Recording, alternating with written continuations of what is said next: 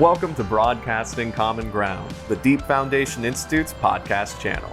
In this series, Interview with a Trailblazer, hosts Tim Siegel and Lucky Nagarajan will be talking with leaders who forged their own paths within the Deep Foundations industry.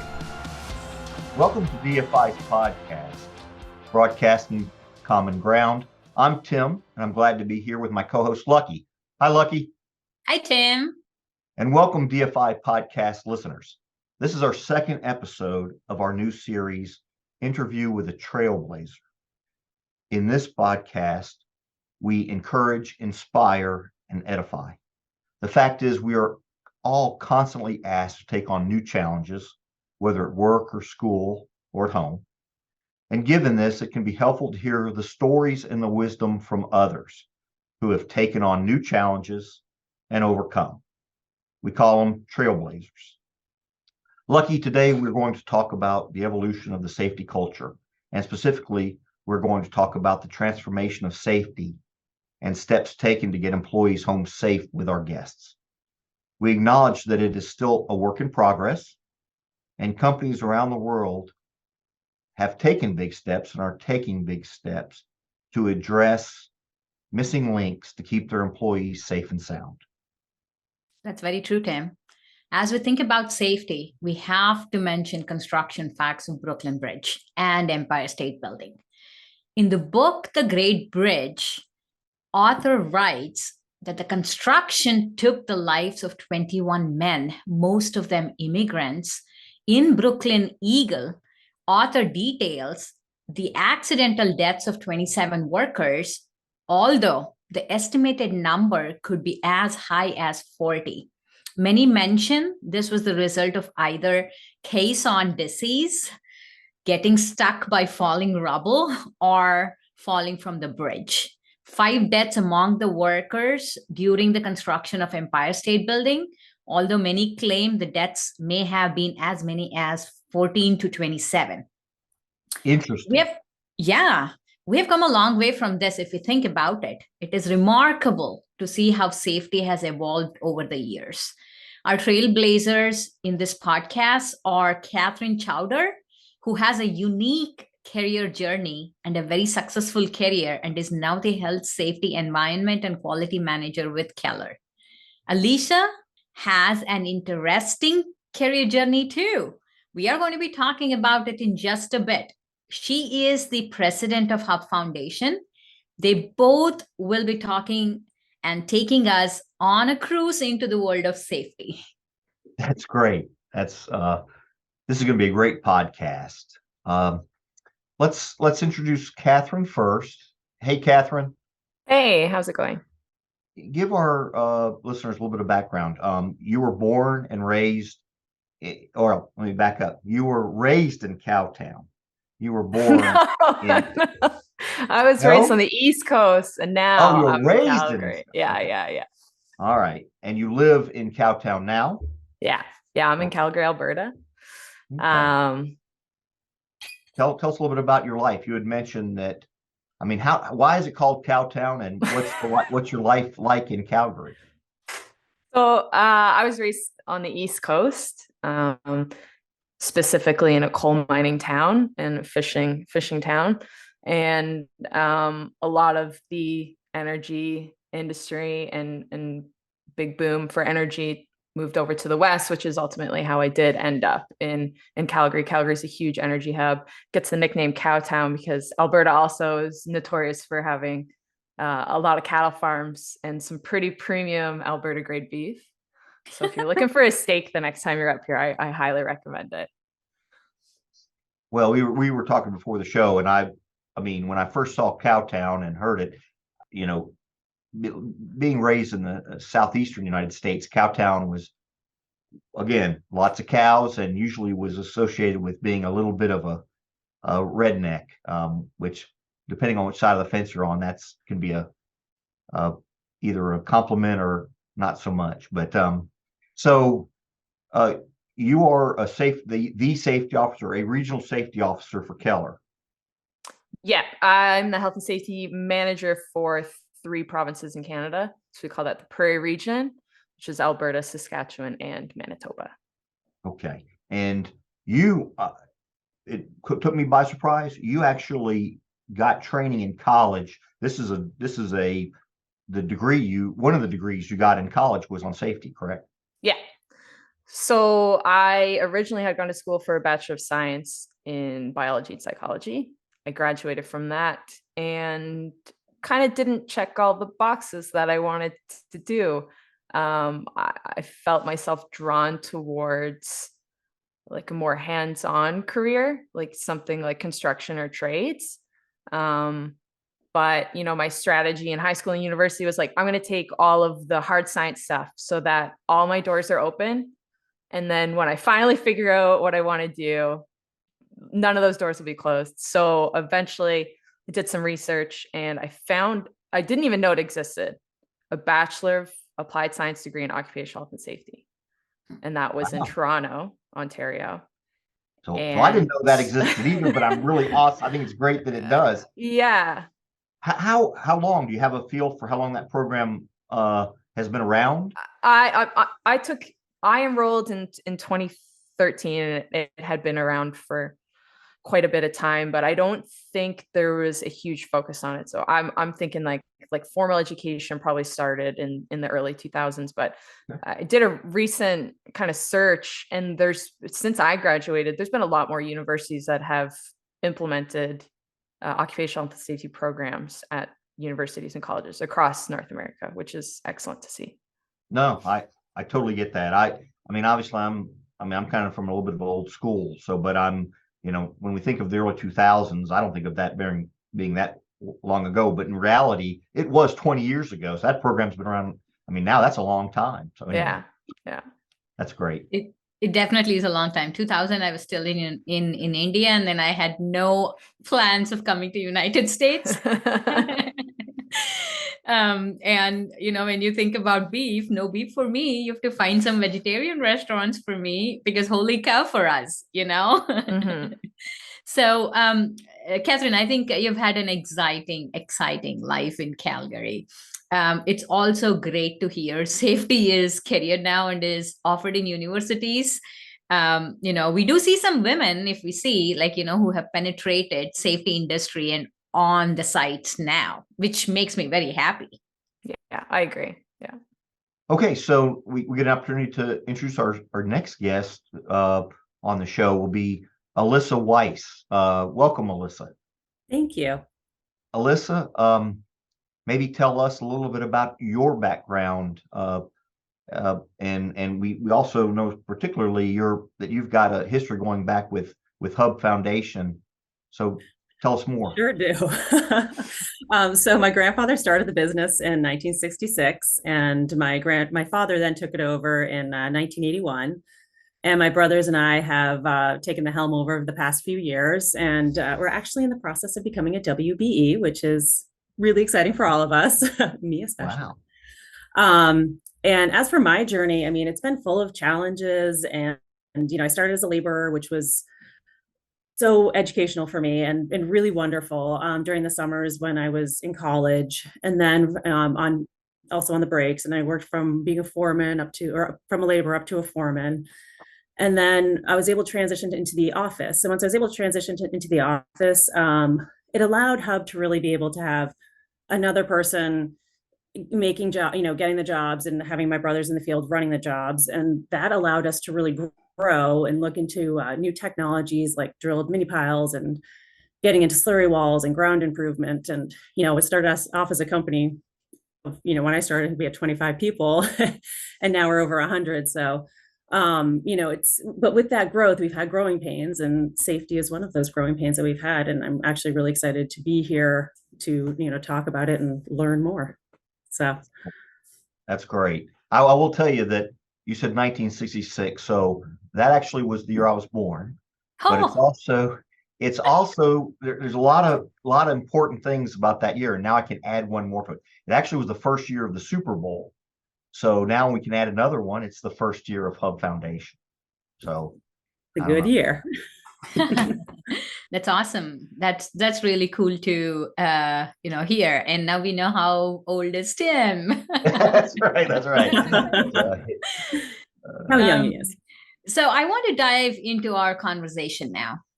You both have been in the safety industry for a while now, and both must have seen a great deal of transformation. When you think about it, what are some of the differences that exist today that was not there then, and there were some then and not now? Anyone can go first. I feel like I haven't been around that long, so it might be easier for Alyssa to start. Well, I mean, when Hub started, not when I started, you had the monkeys that would climb up the leads on the cranes, which today seems like an absolutely insane thing to do because they wouldn't be harnessed, there'd be no fall protection.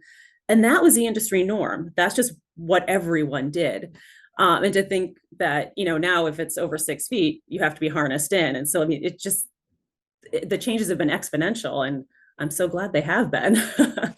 So, I mean, I say industry-wide things have changed, but we've also changed as a company because we moved from pile driving into drilling. So we're definitely a different company as well in so many ways.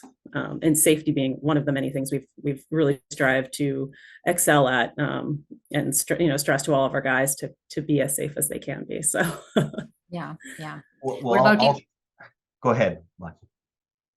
Since I'm the guy that was born in 1966, I'll tell you what I've seen, and I can say I've worked a good bit in the field, particularly early on, and I think from a very high level, when I first started, safety was not a big part of the site at all.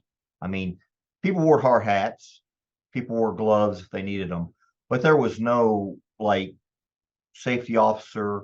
It was pretty much just you might, if you worked on if you worked on like an industrial site, there might be some rules, but other ones, they don't really have necessarily rules. And a lot of stuff you did fairly. If you did something dangerous, it was on you. And in some cases people would turn a blind eye if you did do something dangerous. And I might be stepping into an excavation or climbing a rickety ladder or something like that. Then I think we switched, probably somewhere in between there and now, they switched to where there was a great deal of lip service. So that people would say, this is going to be a safe site. But then when you arrived at the site, people would kind of turn a blind eye to get something done. But I think we're out of that. And I won't say ever 100%. I mean, I'm sure Alyssa and Catherine can attest, we're not 100% out of that. But we're striving to be better. We're better. We take safety seriously. We do want people to be safe. I think, like I said, big picture. I don't know, Alyssa, Catherine, does some of this kind of ring true, even though what I'm saying? Absolutely. Yeah. I was actually talking to one of your fellow coworkers, Catherine, at Keller this weekend, and she's like, do you remember 10 years ago when the guy said you couldn't wear gloves to do drill mini pile work? She's like, and now they do every single day. She's like, I knew they could. It's funny to hear. Yeah. I mean, I hear stories. I've only been in health and safety for 8 years, but when you were talking about, the guys climbing the leads, I hear stories about workers being lowered in cages downhole to like hand bevel a hole, and simultaneously they're pumping the water out so that he doesn't drown while he's doing it. Like these are stories that I hear from years ago where like if that came up now, you would be like, why are we even thinking about doing this? There's no way we're going to do this. And a part of that is like technology has advanced so much that you can remove, like you don't have to send a worker down hole anymore. There's tools that can do that. So technology has definitely helped advance it, but like if we do a little bit of history, like you brought up the Brooklyn Bridge, like in Canada, we had a pretty well-known disaster called the Westray mine disaster. It was about a coal mine that had collapsed with 27 workers, I think, ended up dying. And that caused riots with the union. The workers were like, how do we let this happen? The federal government got involved in investigation. And then eventually what came from that was like Bill C-45, which is pretty famously known in the safety industry across Canada. And that was basically where it's like, okay, like safety is a requirement now. And if we don't do the bare minimum, we're going to start finding people and sending them to prison. And that when I think about that, like that was an enforcement era. That was like safety, it's here, and we gotta hit it hard. We're here to enforce it. If you were a safety professional back then, that was your job, was just enforcement. And now, being a safety professional, like my job is actually support and continuous improvement, because I don't need to be on site to yell at people to be safe anymore. That's just not how the industry works. It's more about like, I am a tool for implementation. It's like, if we want to do this as safe as possible, let's work together and figure out the best strategy that works, that's most efficient, productive, safe, costly, because it is that big general discussion. So we have a lot of tools at our disposal now, whether it's like procedures or equipment or whatnot, that makes it a lot easier than 30 years ago. No, you actually said something there that I probably missed, and that is production. Is that perception also has shifted. I think years ago, the production was that the perception was, and the assumption is that production and safety were opposite ends of the spectrum. That the safer you are, the less production, and the more safe, the less production.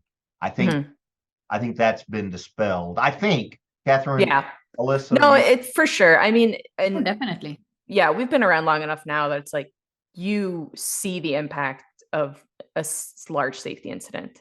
You could be shut down for weeks, cost so much money to, whether it's directly or indirectly, to restart.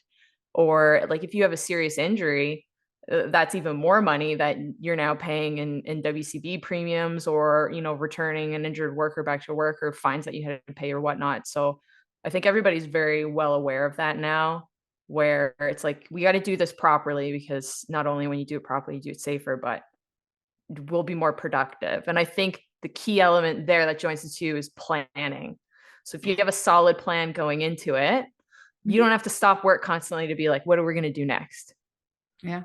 How are we going to do that? Yeah, exactly. Yeah. No.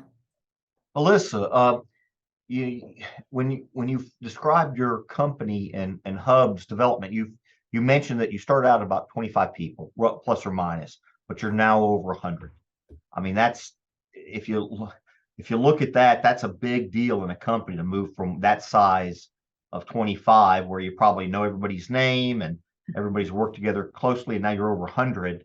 What changes have you seen in not only growing that staff and numbers, but how safety has changed within Hub going to that size? We've definitely had to evolve a lot. We've had to become more aggressive with our safety culture, because as we've grown, we've had more exposure. But I've also found that the younger generation is really on board with safety. They're much more willing to be updated with everything and embrace new policies. They've been entrenched in a safety culture from the onset. So I feel like it's been a lot easier than you think.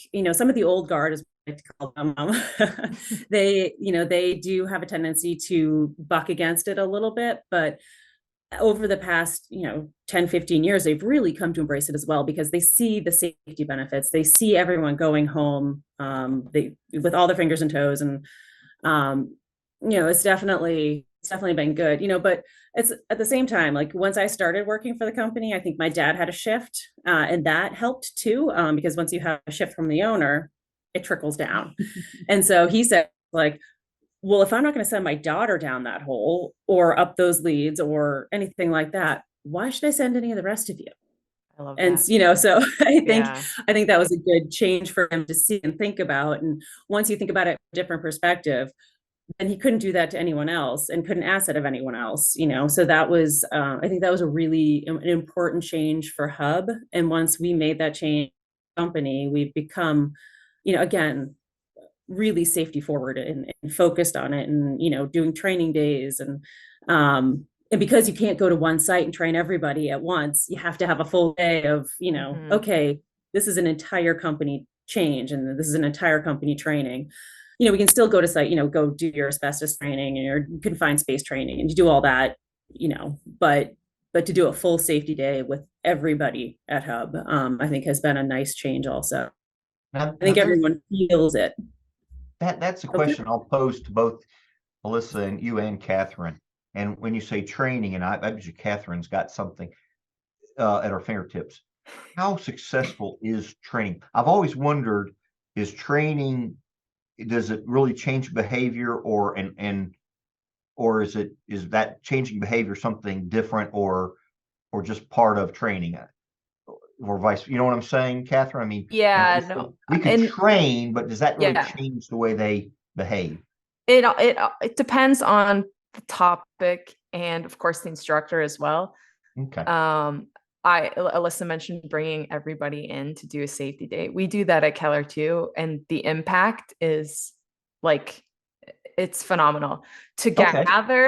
gather your whole workforce together in one room for a day provides so much value, because when you operate, you're splitting everybody up into crews of 5 guys, six guys, 6 people, whatever, sending them different parts. It's not often that they get together and have like meaningful discussions as an organization.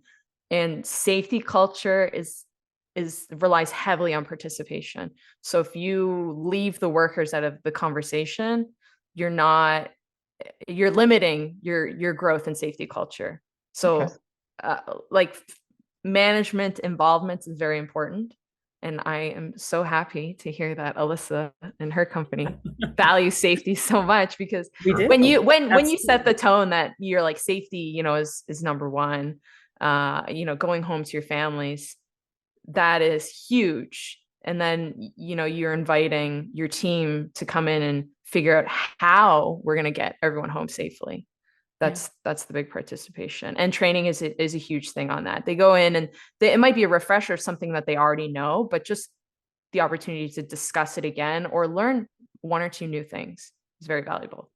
And also having everybody on the company on the same page. Yes. If you've all learned the same thing, how to be safe together, you rely on each other more, and I think it's a more impactful event for everyone. Mm-hmm. Yeah.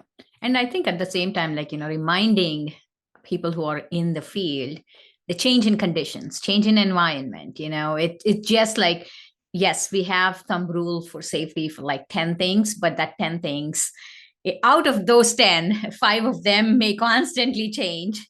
Mm-hmm. That is something that, I think I really value companies that come out and say like, okay, this is a project and we need to write the new sheet for safety and what conditions we will be encountering and how are we going to work under those conditions. So kudos to, everyone who are working on this.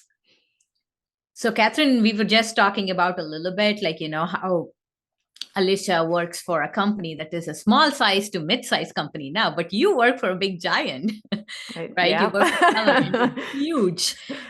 It's not simple at all. When you think about safety that involves 100 people and safety that involves like 3,000 people, it's clearly there is a broad spectrum of the things that you may have to do and that you may have to think about, So how do you think Keller addresses this? How does Keller see safety for that big group of people? Yeah, Keller is global. We're huge. We're all over the world, different cultures, different industry standards and regulations. So it's a hard one to balance, but I'm sure everyone's seen it at some point. It's on the Keller vehicles. It's on most of our flags and branding, but the Keller logo is think safe, work safe, go home safe. And I think, my personal opinion, it's ingrained in absolutely everything that we do. So on a global spectrum, I mean, it's no secret that Keller is a giant, and their strategy for entering markets is acquiring other companies. So recently we have acquired 3 companies in Canada. One is the Winnipeg branch, which I am the health and safety manager for. We had one in Quebec, and then we had a specialty group, GKM, that we acquired. So I've got to see like that transition from, it's like a small company and like, hey, now you're a part of Keller.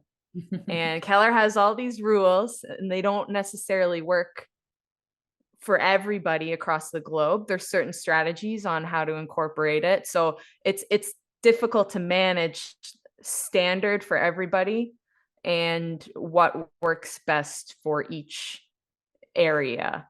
And then you run into different regulations for provinces in Canada. Like not every province in Canada has the same regulations, and then not every state in the US has the same regulations.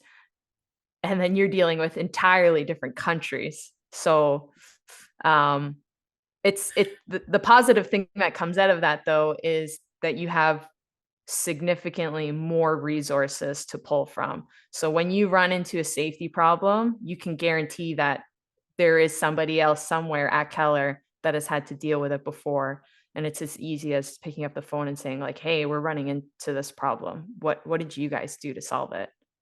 I find that you don't need to be an expert on everything, but you need to hire experts like Catherine to help you with that safety culture. And Elisa. Catherine's got a lot more training than I do. That's for sure. No, I mean, Catherine hit the nail on the head. Like, that's the reason why I brought that up.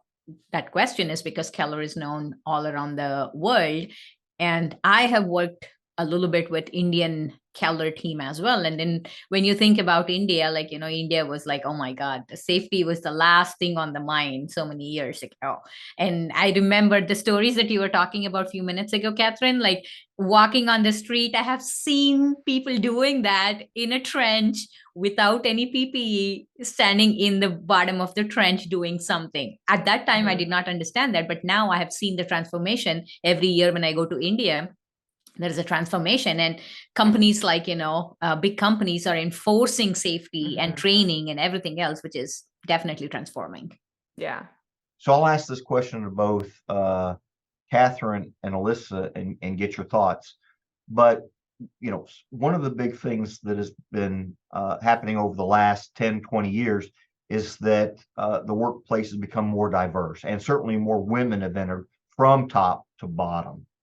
And so I'll ask you the question of, is there some site safety aspects that have to be tailored, particularly for women? Yeah, definitely. So I think it's important to note that because we've diversified our workforce, so we're trying to diversify the workforce where, women have a different perspective and experiences than men. So we weigh our risks differently, and we're also susceptible to different risks in the workforce. So one of the two big things that we're seeing right now is workplace violence and issues with PPE. Those are two of the biggest safety initiatives that are being looked at right now, because ill-fitted PPE and violence is one of the biggest risks. Hold those thoughts. We're going to come back to it. But I'm going to ask Alyssa to answer my original question, and that is maybe particularly how did Hub deal with the diversification of the workforce? We are trying to diversify our workforce as much as we can, but we don't have as many women working for our company as we would like to. It's been very difficult to find women in the industry. Well, we're not judging anybody here, Alyssa. We're not judging anybody. No, you're doing great. It's hard across the country, across the world to find women in the construction industry. It's very hard to find laborers and operators.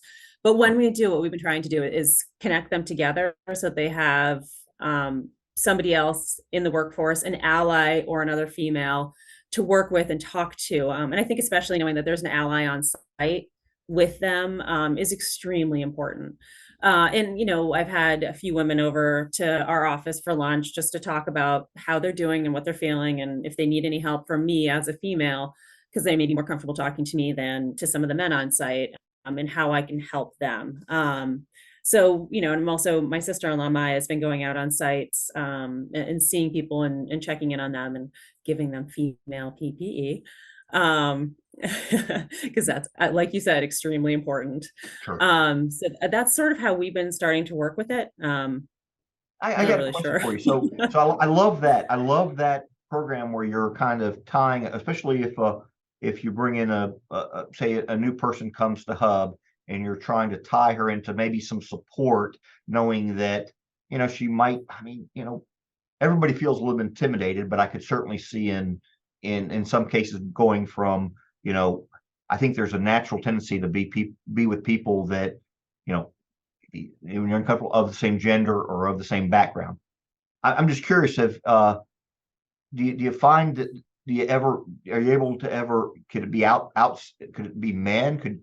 And I know that's kind of maybe a little bit questionable, but like if a woman came in, could they maybe assign to some like a sagely man in your group that would help recruit? Absolutely. No, men are allies just like women are. I don't mean I, an ally is just female. I mean a male ally as well. and the reason I brought up that's good to hear, because Lucky had brought up a case when she worked at a site where so a kind of a group of them kind of gathered around her. Lucky, would you mind kind of maybe mention that story? Because I thought that was really heartwarming.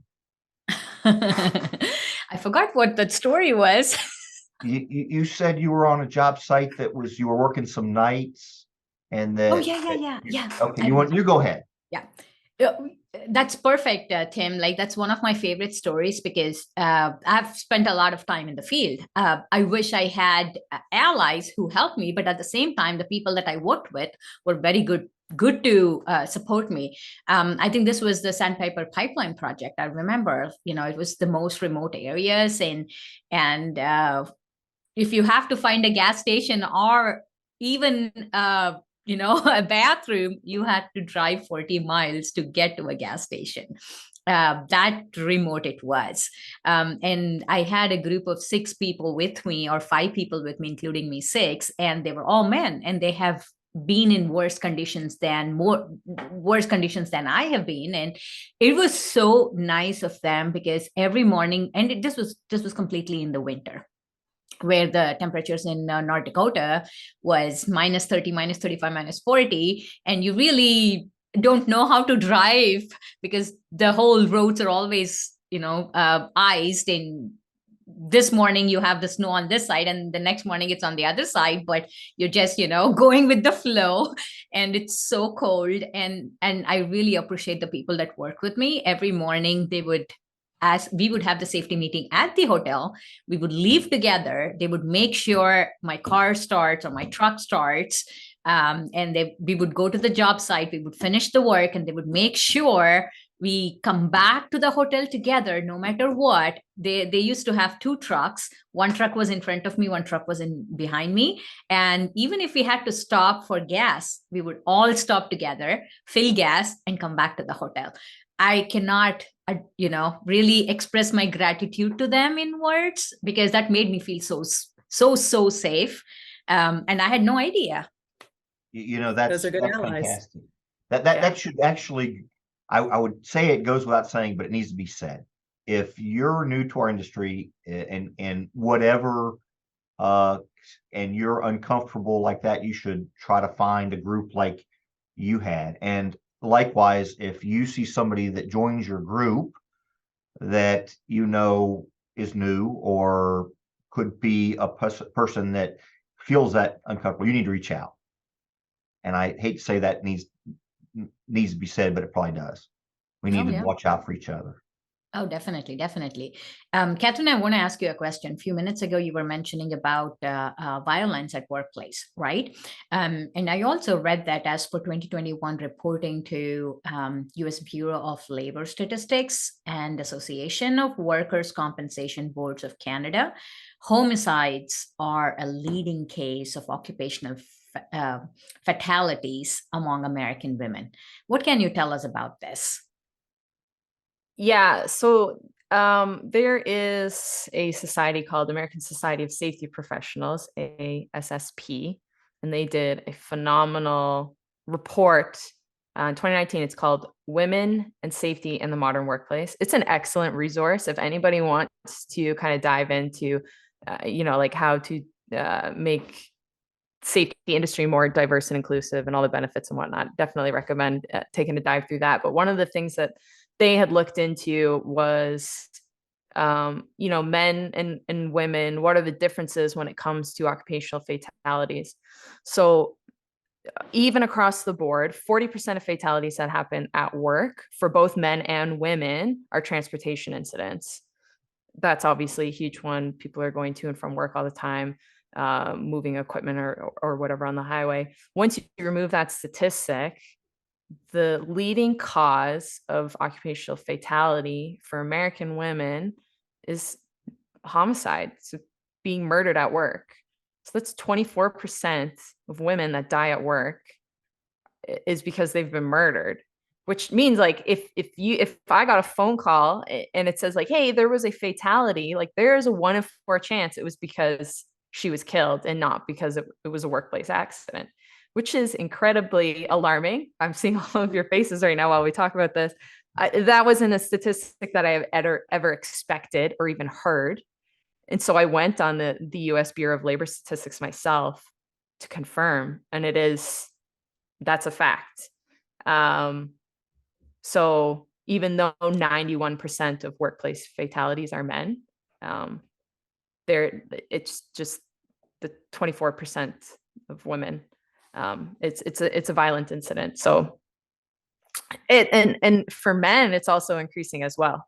I think it was 2019 when they ran that report. It was 9% of men died in violent incidents, and it's already up to 14% in 2021, I think was the last reporting on it.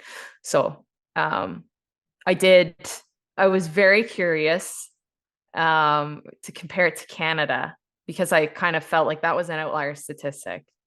Canada doesn't do a great job of breaking down gender as well as US does for their reporting. So they pulled all of the WCB reporting to Canada. So the Association of Workers' Compensation Boards of Canada, and less than 1% of fatalities reported in occupational health and safety were due to violence. So there is a huge difference between the two countries right now. So I think it's very apparent that there is a problem with violence in America in the workplace. And the first thing that comes to my mind, and we had talked about this before, is that in Canada, you are required by regulation to have a workplace violence and harassment policy and program that is not negotiable. In the US, it's a recommendation by OSHA, but it's not required. So it's up to the company to decide whether or not they have a violence issue and if they want to implement a program to address it. Definitely alarming. Yeah. So in Canada, like we have these outlines. It's like, here is the definition of violence and harassment. You don't get to pick. This is what it's defined as. And you are required to list like how you are going to prevent violence on site and harassment, and what you're going to do and how you're going to investigate it if it does happen. And we get audited on that every year. We do core audits in Canada, and that is a requirement to have, and they'll look for it and they'll go through it. And if you don't have it, you just lose points from your core certification. So just so our listeners know, but that statistic is not really only construction. No, right? it's across. It's across the workforce. Yeah. The only reason I said that is because you mentioned site safety. I would imagine that we certainly have, that kind of intimidation. I mean, it goes probably through all things, but that statistic probably goes for all occupations, right? Yeah, and it's, I mean, a lot of it is related to robberies, Mhm. right? Or another one of the bigger statistics was like first responders, or like people working with patients, stuff like that. But that was a general statistic. Also probably criminal, like law enforcement, right? Yeah. Still a staggering number. Yeah. But one thing I will say is, like you talked about before, is how she, the guy that she was working with didn't leave her alone. There is a working alone policy in America and Canada, which goes a long way for that too, is workers shouldn't be left to work alone by themselves. You do have to have a check-in process.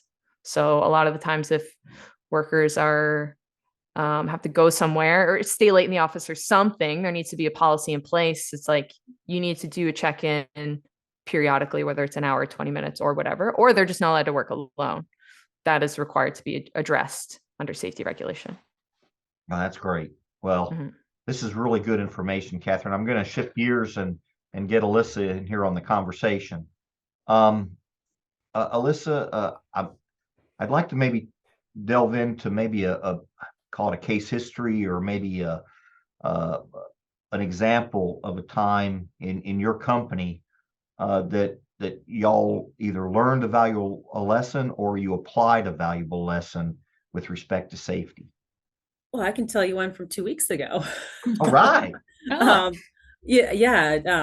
We had a gentleman on site working at Faulkner Hospital, and he was wearing a Tyvek suit because it was an asbestos site, and he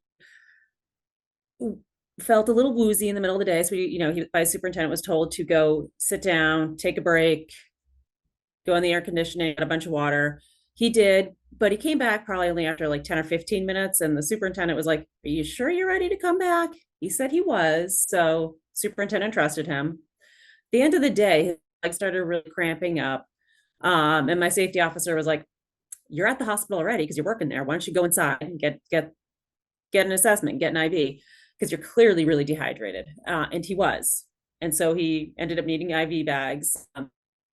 And afterwards, when we did a safety stand down on site, we were like, "Why didn't you shut the site down when it was clearly too hot?" And our superintendent was new, and he was only a couple weeks into the job.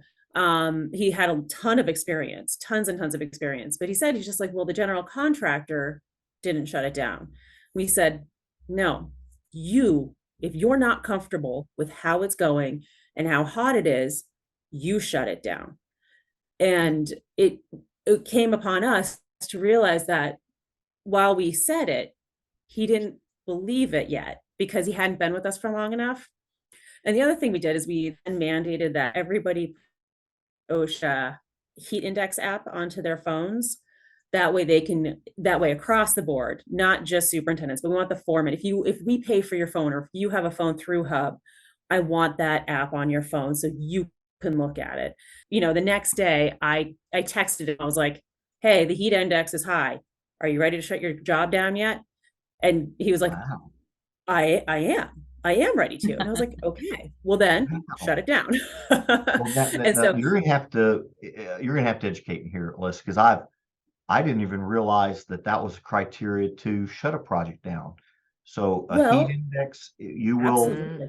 really. Mhm. I'm sure And a Catherine knows even cold more than I index do too. about cold, The cold too. index, We don't have to do that as the, much. the cold index is set by when your machines won't cut on.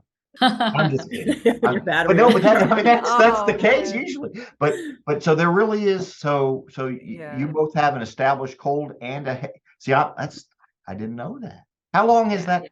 How long has that been around? That can't have been around for 30 years. A couple of years for the app anyway. Yeah. Yeah. But it's No, been but a I'm just thing for talking a long about time. shutting the project down due to the heat index. Yeah. I mean, cold stress and heat stress, like if you get too hot, like you can. Oh, I'm not debating Yeah. that, Catherine. No. I've been plenty hot. I'm just saying. Yeah. So I work. there's a scientific breakdown of numbers. This is like what Mhm. Alyssa was saying for the index. So yeah, it probably came from the ACGIH, which was like industrial hygiene. I'm pretty sure that's who developed the standard. So they measured humidity and Fahrenheit Celsius temperatures and I like don't know what that the maximum is. So there's these numbers like Alyssa was saying where it's like if you hit that number, like that's shutdown time because it's too dangerous to be I have never outside. been on a site that got shut down due to heat.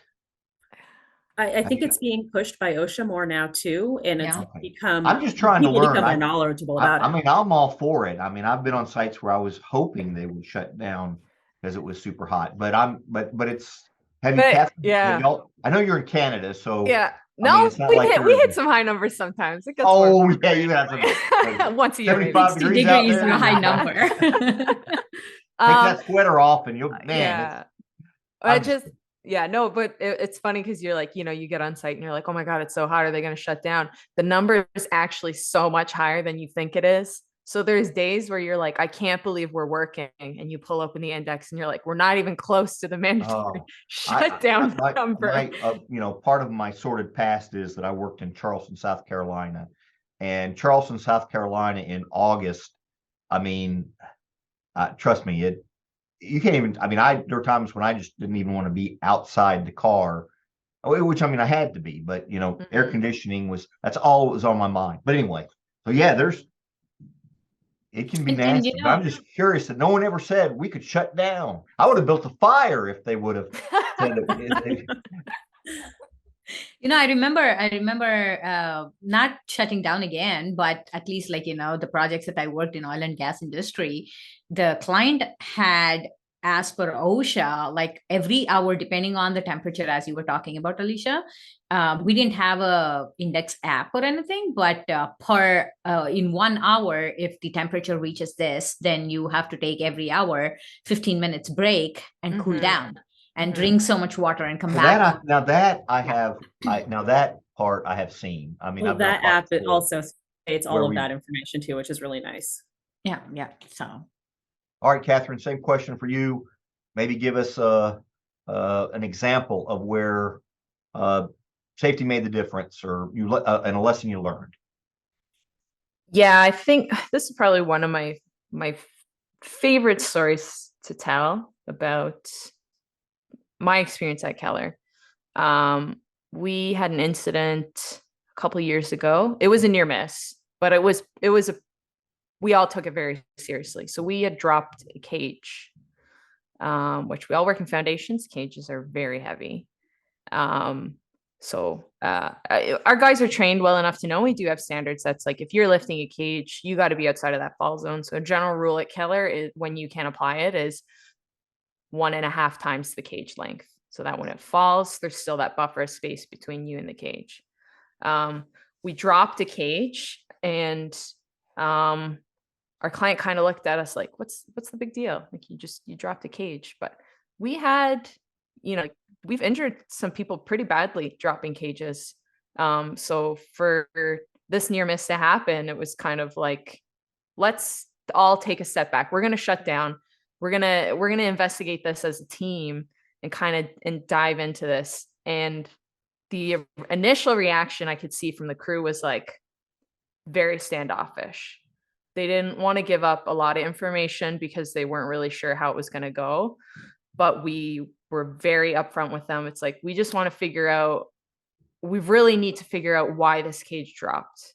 And we pulled everybody into a room for a week. We got the workers involved, and it was a very positive discussion. Like, we made sure that they knew, it's like, we're not looking at pointing fingers here. We just want to figure out what happened. And by diving into that conversation, we realized that like, when it came to rigging cages, everybody was doing it differently. And it was because in the industry, people are trained by supervisors, and there wasn't like a general way to train someone on how to rig a cage. It was like, this is how I do it. And then you would talk to another worker. It's like, how do you rig the cage? It's like, this is how I do it. We had 4 crews on that job, and all 4 of the crews were rigging their cages totally different. Huh? So, I mean, for us to collaborate on that and then tackle that and be like, okay, let's figure out, let's pull everybody in Canada and the US and say, how do you guys rig your cages? And then figure out the best methods that we like and that are the safest. And we'll make that like a rigging playbook. So we developed a playbook of, if we're going to rig a cage, this kind of cage type, these are the 4 methods that you're allowed to use. And if you feel that method doesn't work for you, call your operations manager, because your method might be better, but it hasn't been approved yet. So I'd love talking about that, because it was just like the best come together moment that we had. And like, since then, I've personally seen like such a huge jump in like incident reporting, and like people wanting to be like, this happened, this is what I think we should do about it.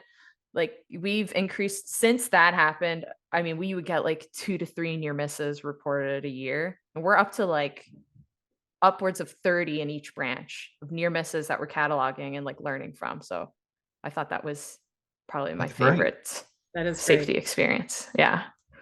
I mean, that's kudos for you all to dig in and see how, I mean, you had the near miss, you go back and kind of do a root cause analysis, and then you apply that, and you find out, like you said, 4 different way of rigging a cage. Mhm. Yeah. It makes me think my experience has been that nothing moves like wildfire, like misconceptions on a job site. I've had people ask me questions like whether it's, with regard to construction techniques or why we do certain things. And they say, don't we do it because of this? And it's like, how in the world did you come up with that? They're like, well, so-and-so told me. And you go back to them like, Yeah. well, so-and-so told me. It's like, it goes around like wildfire. It's like, no. Word of mouth training, learning from Exactly. Word of experience. mouth Yeah. training. It's just like, we could go and start all these myths and they go back the next day and everybody would be doing that. Anyway. Yeah. Anyway, Lucky, I know something that you have talked about as we prepare for the show is the adjustment that is also happening within PPE. And I kind of jokingly shared with you when I first started that when we got a rain jacket, it was this stiff yellow material that frankly, it was super hot and had no design for breathability. But now we have all sorts of materials, but kind of the same thing has to go on with fitting different shapes, and that is women. Tell me about your experience and maybe what we'd like to talk about with Alyssa and Catherine. Yeah. It's so funny that you bring in that yellow raincoat. I remember being on a project site in Michigan and I didn't have a rain gear and it was raining the whole day. And then I was wearing my, site superintendent's rain gear, and he is probably 6'4", and he's a big guy. And he gave me his. And when I have a picture of that, I have to find it now. Oh, you need to. It makes Yeah. you look like a duster from the old Western, but except it's yellow. Yes.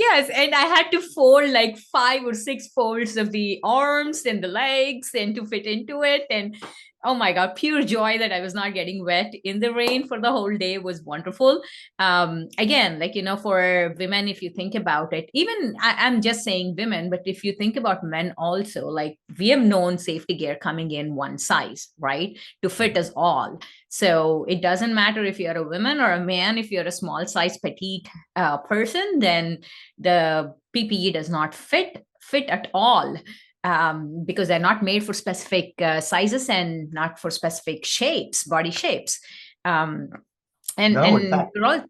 fact, look, for years and years and years, we've all used kind of the same hard hat, and I've seen nobody that ever could handle a hard hat in strong wind. They all got blown off and went somewhere. I mean, it was accepted that PPE probably did not fit and would fall off or not serve its function. So anyway, keep going. Yeah. And we were talking about some of the challenges early on, and failure to wear PPE has been identified as the second leading cause of injury by American Society of Safety Professionals.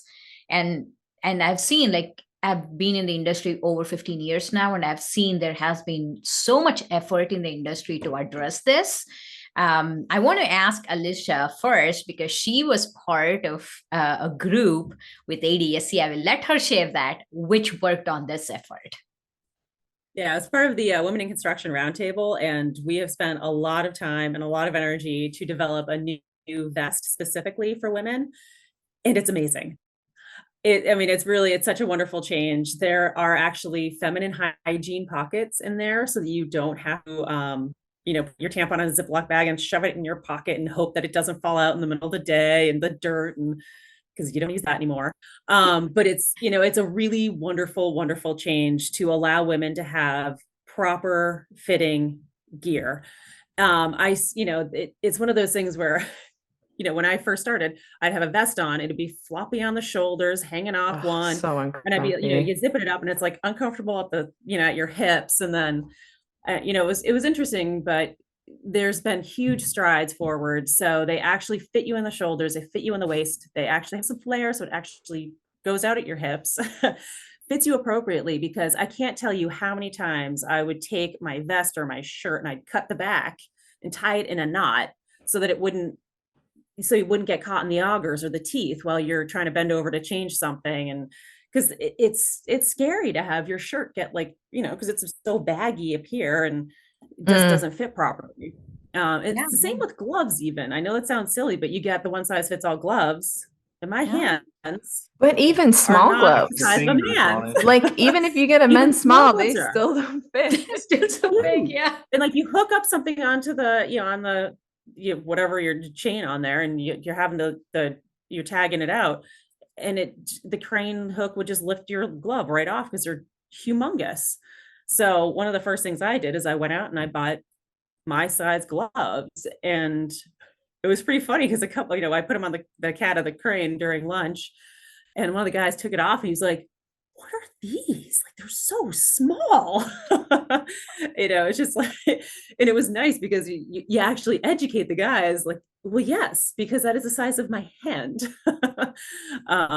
And so but it's great having this initiative. And there's also hard hat being done where you can put your ponytail through it so that you can actually have be comfortable while you're on site with your hard hats, your gloves, your now vests. Black Ladder makes wonderful jackets that are they're actually more comfortable, and I wear it instead of my regular jacket because I love it so. It's like a legitimately comfortable jacket. And they make wonderful, short sleeve and long sleeve shirts. Like it's night and day from when I started in the industry to have properly fitting, safe work clothing. The PPE has been a really great change in this industry. And I think people discount the importance of having properly fitting PPE. I talked to my safety officer about it the first time because he was just like, why is there a shelf of women's clothes? And I looked at him, I was like, I'm going to put on the men's shirt. And then I'm going to, obviously I kept my other shirt on just to show, him, how it fit. I think he was shocked.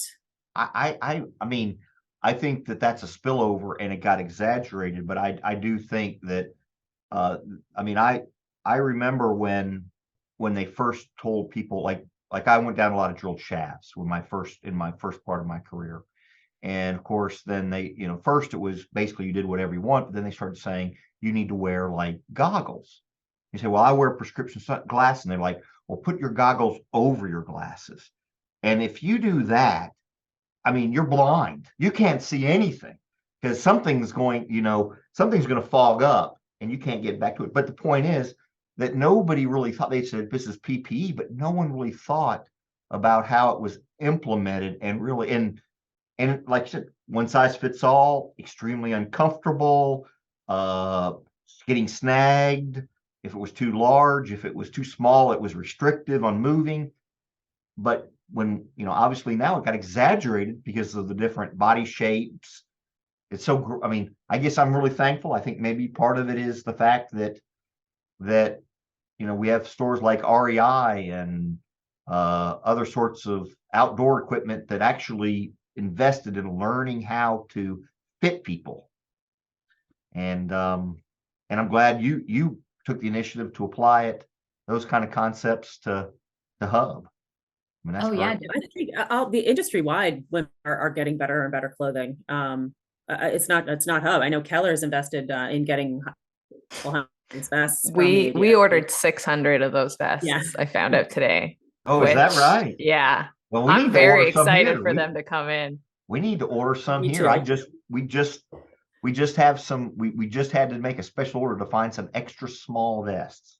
Obviously not for me, but we need what? Well, Pip makes a good one too. What was that? If you can't get them from Radiant, I know Pip makes an okay. Radiant. Okay, I will make Yeah, sure that I will bring it up immediately because that's a great thing. And I'll send you the links. Black Ladder makes excellent clothing as well. Not vests, but more. I think they might do vests as well, but the shirts, the jackets, and the long sleeve shirts are extraordinarily comfortable. And we were talking about the hard hats, right? Like recently I was on a job site in New York City, and Keller has come up with this new hard hats, which actually are, shaped to fit heads. And it has, the strap that goes around your neck and you can tighten, and, it's just like a Japanese helmet, but a better version of Japanese helmet. I think a lot, I was talking about this earlier with Marissa from my marketing team. a lot of people don't realize either that fall protection harnesses, like women are supposed to have their own sized harness because our torsos are smaller.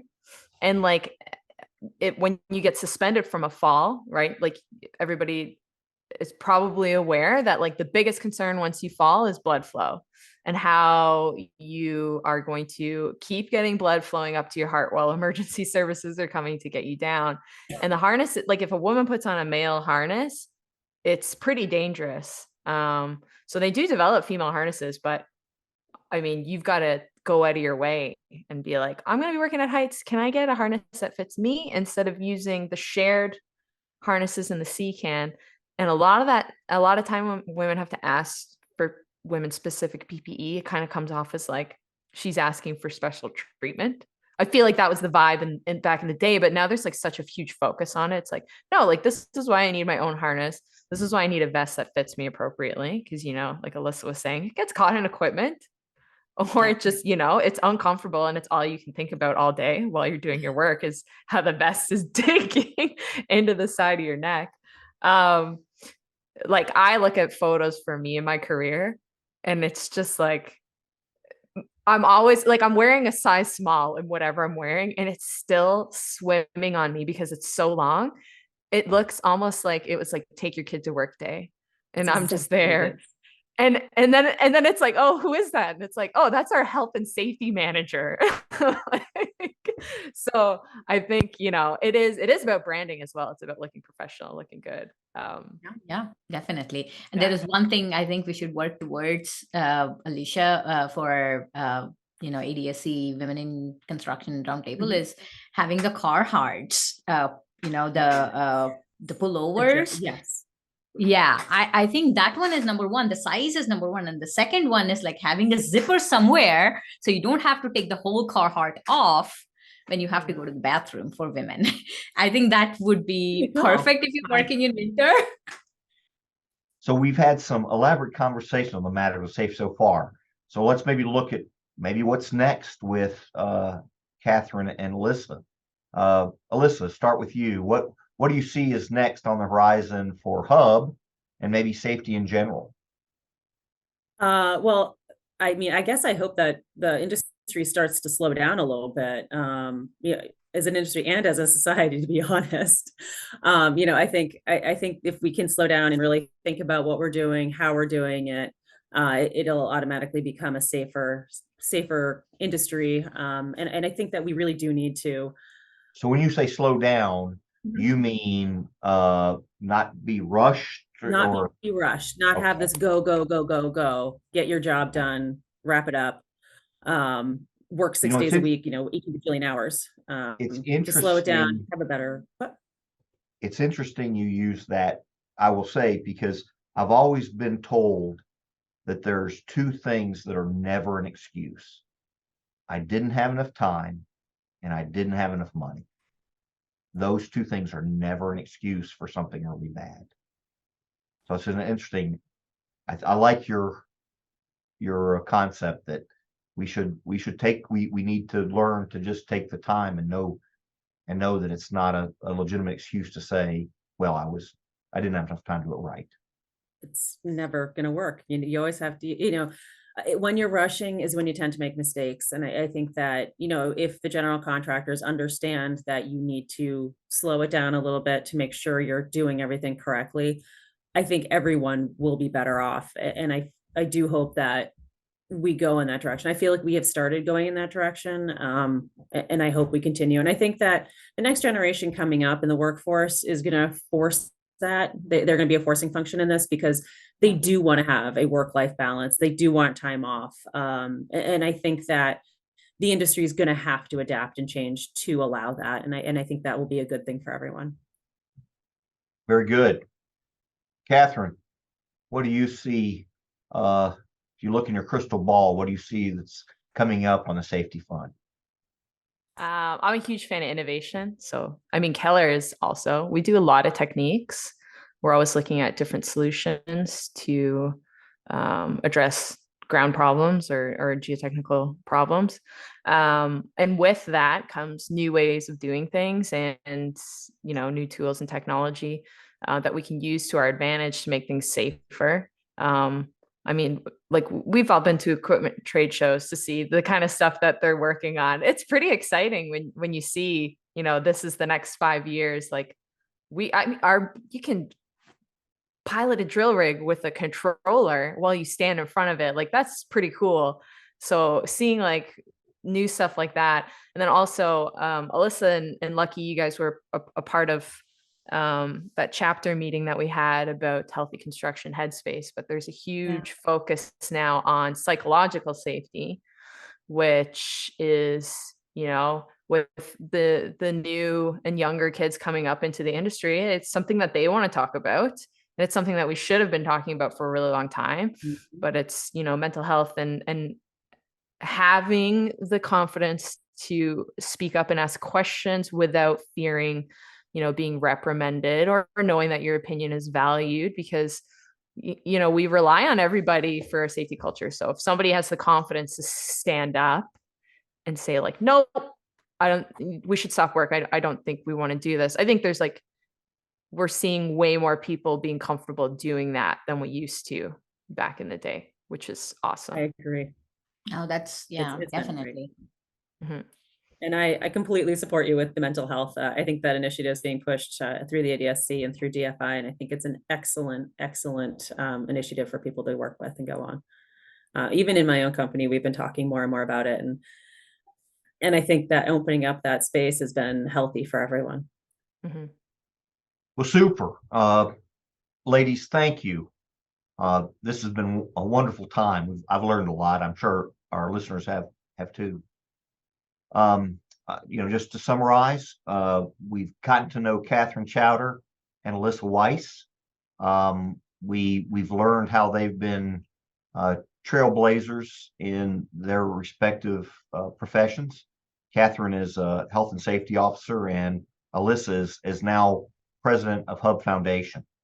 We've learned things ranging from some statistics that show that women are likely involved in some violent conditions, particularly in America, and that certainly is an area to work on and provide education and improvement. We've also learned about some examples, like Catherine learned how they went in and looked at a root cause analysis of cage dropping, and Alyssa, they applied a lesson of keeping their eye out for their worker who was suffering from the heat, and how prompt action probably saved him from certainly some more serious injury or possibly saved his life or her life. I don't know. Maybe Alyssa, did I get the? It was his. Okay, I guessed. Anyway, Lucky, closing thoughts? Oh, well, this was amazing.